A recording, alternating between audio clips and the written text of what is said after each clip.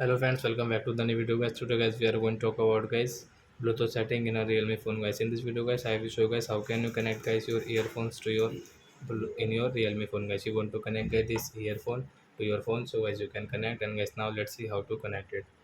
So first of all guys open your phone setting.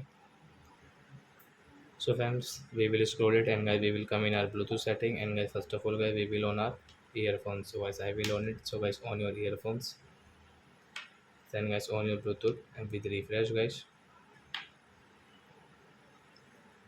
So as you can see guys this available device. So as you can see guys I have got this Ubone neck phone. So as I will tap here to connect. So it will, then guys you can see this notification, tap here to connect. And as you can see connecting. And guys in use for calls and media, playback, battery level 60. So as now you can you guys use guys your earphone while watching movies, listening song, whatever you want to watch, as you can watch with your earphones.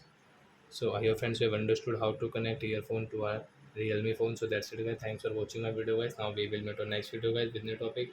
Before going guys, please go and like my video, subscribe my channel. Bye bye friends.